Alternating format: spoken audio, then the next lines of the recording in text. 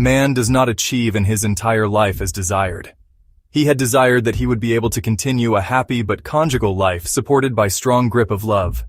However, that desire that was built upon one's mind and fantasy shattered and broke like a tower. The untimely demise of his young, loving spouse on earth has darkened his dream world completely. A wonderful, green-looking garden has turned into a desert-like land. He does not find any meaning in his life. It sounds absurd and meaningless at all. He has an unspeakable grief, feels pangs of separation, and his heart aches terribly. How cruel death appears before him. Death now silences only when it snatches his beloved wife. It is invisible. It looks as though nothing has happened yet. Her spouse's death compels him to think deeply that a splinter of his half-existence has thinned into air. Her death empties him completely. He is weak, feeble, half-vacant, and desire less.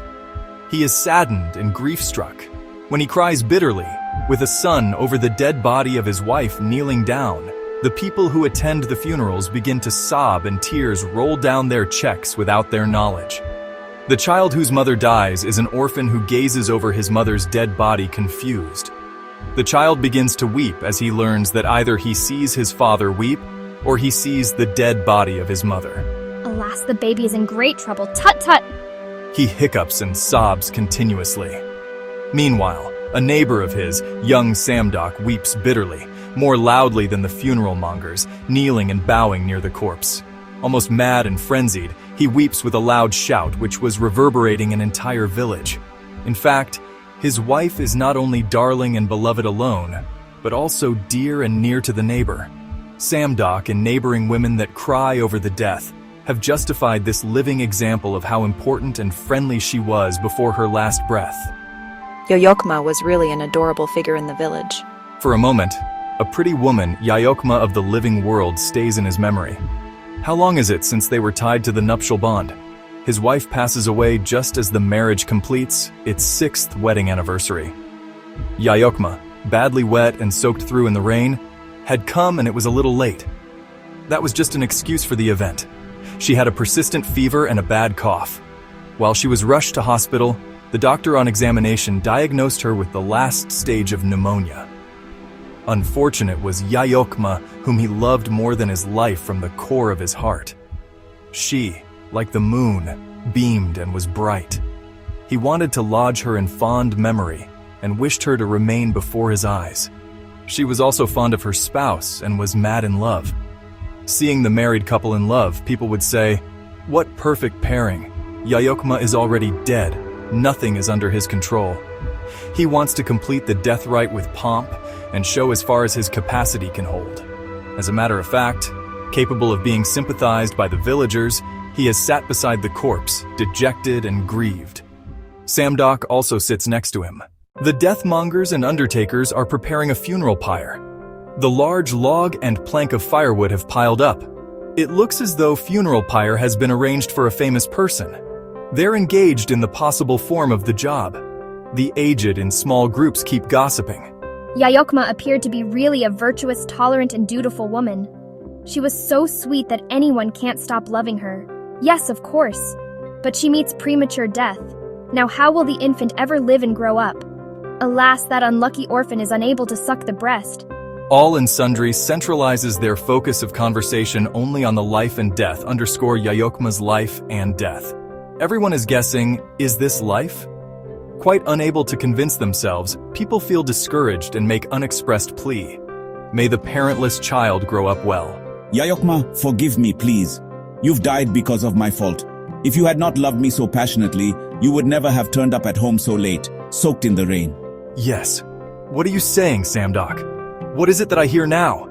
He feels startled and gazes at Samdok, who's shedding tears while looking at the dead body with eyes fixed.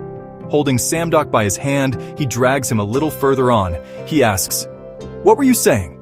Forgive me, dear elder brother. I'll disclose the matter clearly after Yayokma's death ritual is completed.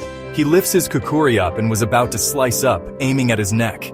He hurls the kukuri at a little distance. He hugs Samdok vigorously and weeps bitterly, and so does Samdok.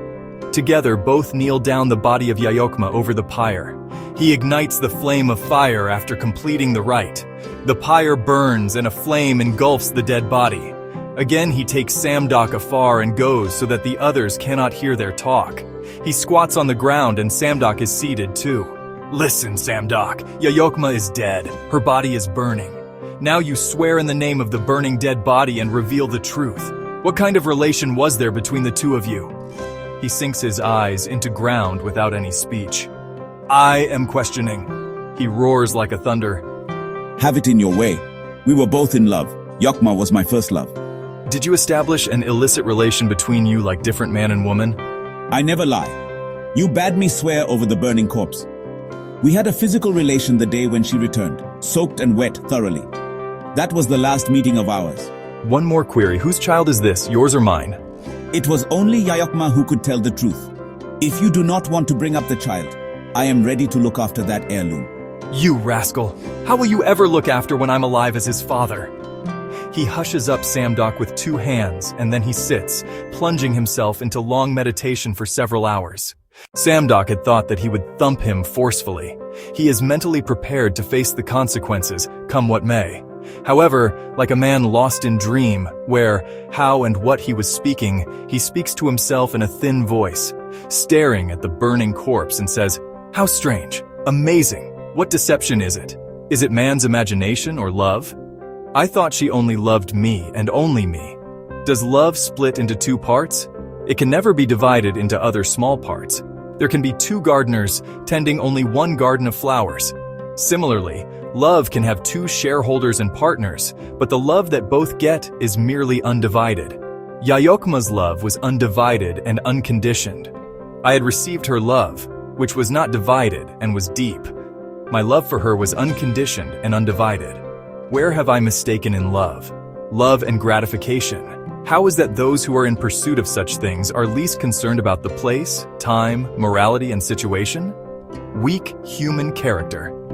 How fragile are people in acquisition of love and gratification? Having ignored the husband, offspring, and society, Yoyokma is among people who are engaged in love and sex. She wanted boundless love, but without her knowledge she ran after love. Is love like an amoeba too? When a nucleus divides into 2 halves, 2 amoebas emerge. Like amoebas, she kindles boundless love, and her love is not inexhaustible when she pours on me. Thus, she exchanges love with Samdok. Love grows when exchanged with many. She, of course, does not distribute surplus love. Why? Why had Yayokma done this? Sacrificed her love? Now I neither analyze nor discuss nor evaluate her and her deeds. Does anyone find the merits and demerits of the beloved one? I accept as it is. Moreover, she is dead. Everything the beloved shares with and the beloved are pleasing. Thus, my deceased darling Yayokma's beloved Samdok too occupies a space in my heart. Were she alive, we could possibly snatch her. Is the beloved simply an object, which is snatched and then captured? Now she has vanished into a thin air. The only thing that remains left is her memory. Only a lasting memory of hers has remained with me, Samdok and the world. She is survived by an offspring born from the biological parents, our child as a symbol of love. He mutters indistinct words or so for a long time. However, in the end, embracing Samdok, he says, "Samdok, Yayokma is now dead. Now it is no use questioning her character. Perhaps you gave her love and gratification she needed when alive as I could not. I was mad in love with her, and I still do. If she had told the truth, I would have consented and arranged the matrimonial ceremony in a grand style. Albeit you and me, 2 of us, were left alive to mourn in fond memory of Yoyokma. We experienced the same kind of pangs of separation from her. Her memory will stay on hearts and minds for good and all. Both of us share the sufferings for losing her, and we have been the 2 experience of her memory. At times, Samdok, eyeing at him, and at other time gazing at the burning pyre, is listening with his mind fixed. He mutters indistinct words or so for a long time. However, in the end, embracing Samdok, he says, "Samdok, Yayokma is now dead. Now it is no use questioning her character. Perhaps you gave her love and gratification she needed when alive, as I could not. I was mad in love with her, and I still do. If she had told the truth, I would have consented and arranged the matrimonial ceremony in a grand style. Albeit, you and me, 2 of us, were left alive to mourn in fond memory of Yoyokma. We experienced the same kind of pangs of separation from her. Her memory will stay on hearts and minds for good and all. Both of us share the sufferings for losing her, and we have been the two experience of her memory. At times, Samdoc, eyeing at him, and at other time gazing at the burning pyre, is listening with his mind fixed. We were both left to mourn. We will raise the child. Her memory will stay on hearts and minds for good and all. Both of us share the sufferings for losing her, and we have been the two experience of her memory. Samdoc, Yayokma is now dead. Now it is no use questioning her character. Perhaps you gave her love and gratification she needed when alive, as I could not. I was mad in love with her, and I still do. Her memory will stay on hearts and minds for good and all. Both of us share the sufferings.